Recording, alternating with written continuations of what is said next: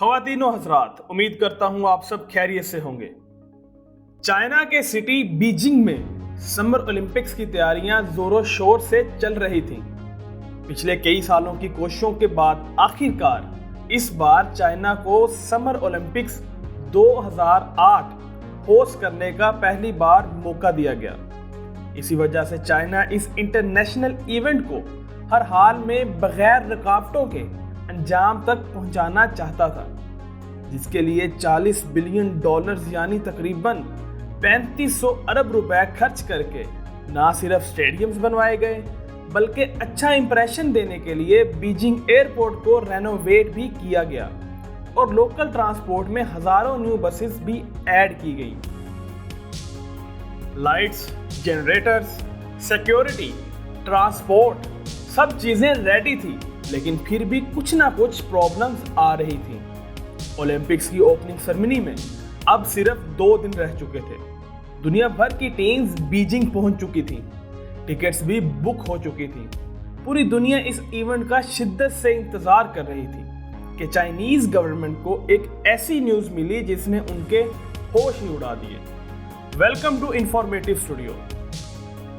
China metrological department ने Beijing में बहुत तेज बारिश की फोरकास्ट जारी कर दी थी, और वो भी ठीक ओलंपिक्स वाले दिन की। बारिश होने से पहले ही ये न्यूज़ एडमिनिस्ट्रेटर्स पर बिजली बनकर गिरी, क्योंकि जिस स्टेडियम में ये इवेंट होना था वो था बीजिंग नेशनल स्टेडियम, और ये स्टेडियम ओपन एयर था। यानी इवेंट पे चाइनीज गवर्नमेंट की सालों की मेहनत सिर्फ 1 ही घंटे की बारिश के नजर होने वाली थी। अब इवेंट में सिर्फ 1 दिन रह चुका था। सारे एडमिनिस्ट्रेटर्स भी बहुत परेशान थे।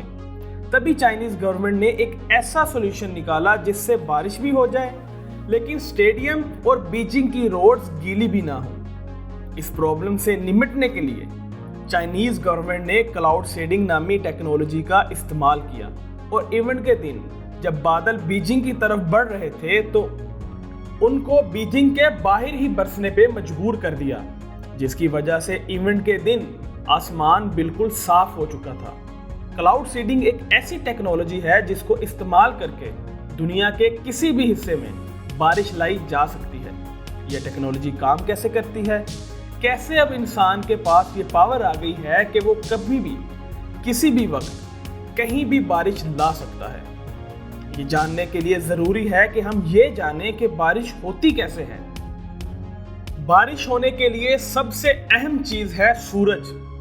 जब सूरज समंदर की सरफेस को गर्म करता है तो पानी इवेपोरेट होता है और गैस बनकर आसमान में चला जाता है। आसमान में जाते ही गैस ठंडी हो जाती है और वापस पानी बन जाती है। पानी के छोटे छोटे ड्रॉपलेट्स मिलकर बादल की शक्ल बना लेते हैं, लेकिन इस बादल में ये छोटे छोटे ड्रॉपलेट्स आपस में एक दूसरे से जुड़ते नहीं हैं। ये ड्रॉपलेट्स पानी की प्योरेस्ट फॉर्म में होते हैं, यानी इनमें किसी किस्म के पार्टिकल्स नहीं होते। लेकिन जैसे ही इन ड्रॉपलेट्स का सामना मिट्टी के पार्टिकल्स या फिर स्मोक के पार्टिकल से होता है तो ये एक दूसरे से मिलकर बड़े ड्रॉपलेट्स बन जाते हैं और अर्थ की ग्रेविटी की वजह से जमीन पर गिरना शुरू हो जाते हैं, जिसको हम बारिश कहते हैं। ये तो था बारिश का बेसिक मेथड, लेकिन क्लाउड सीडिंग से बारिश कैसे मुमकिन बनाई जाती है? क्लाउड सीडिंग टेक्नोलॉजी पहली बार 1946 में अमेरिकन केमिस्ट विंसेंट शाफेर ने डेवलप की थी, जिसमें सिल्वर आयोडाइड नामी एक कंपाउंड को आसमान में बादलों के ऊपर स्प्रे किया जाता है, जो बादलों में ही मौजूद छोटे छोटे ड्रॉपलेट्स को एक दूसरे से मिलने पे मजबूर कर देता है, और आखिरकार ये ड्रॉपलेट्स इतने हैवी हो जाते हैं कि वो बारिश बनकर जमीन की तरफ गिरना शुरू हो जाते हैं। लेकिन इस बारिश को सिर्फ रेन नहीं बल्कि आर्टिफिशियल रेन कहा जाता है।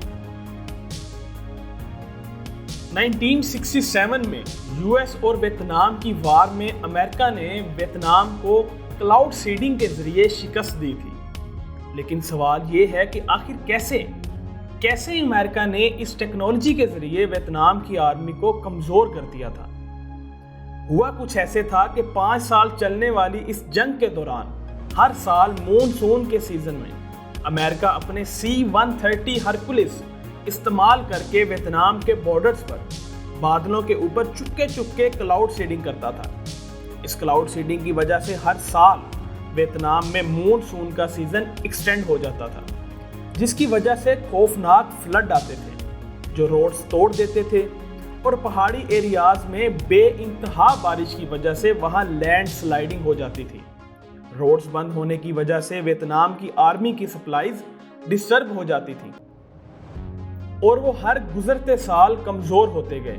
इस ऑपरेशन को अमेरिका ने ऑपरेशन पोपाई का नाम दिया था। लेकिन क्लाउड सीडिंग का जो इस्तेमाल दुबई कर रहा है वो वाकई हैरानकुन है। दुबई जो कि ग्लैमर का दूसरा नाम माना जाता है और जहां हर किस्म का ऐशो आराम मौजूद है, लेकिन आपको मालूम है कि दुबई पीने के पानी का एक एक ड्रॉप कितने मुश्किल से जमा करता है, क्योंकि दुबई में साल में सिर्फ 10 बार बारिश होती है। इसी वजह से यहाँ कोई नदी भी नहीं है। पानी तो दुबई के पास बेशुमार है, लेकिन ये है साल्टी वाटर जो किसी भी सूरत में पीने के काबिल नहीं है। अगर ये साल्टी वाटर पिया जाए तो ये इंसान को एक ही झटके में मार भी सकता है। तो आखिर दुबई पीने का मीठा पानी लाता कहां से है? इसके लिए दुबई में बहुत सारे जॉइंट रिवर्स ऑस्मोसिस प्लांट लगाए गए हैं जो समंदर के पानी में से साल्ट को निकाल कर पीने के काबिल बनाते हैं। ये सब इतना आसान भी नहीं है। दिन रात चलने वाले ये प्लांट्स रोजाना लाखों नहीं करोड़ों लीटर पानी तो फिल्टर करते हैं, लेकिन साथ साथ बेशुमार बिजली भी कंज्यूम करते हैं। इसी वजह से 1000 लीटर पानी फिल्टर करने की कॉस्ट दुबई को $60 पड़ती है। इस एक्सपेंस से बचने के लिए दुबई पीने का पानी भी क्लाउड सीडिंग के जरिए इकट्ठा करता है। दुबई में हजर के पहाड़ों में एक डैम बनाया गया है जिसके ऊपर आसमान में दुबई गवर्नमेंट क्लाउड सीडिंग करती है।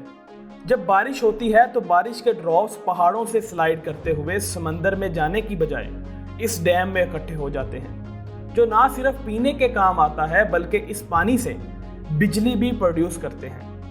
जहां प्लांट में 1000 लीटर पानी फिल्टर करने का खर्चा $60 आता है, वहीं क्लाउड सीडिंग से ये काम सिर्फ $1 से हो जाता है।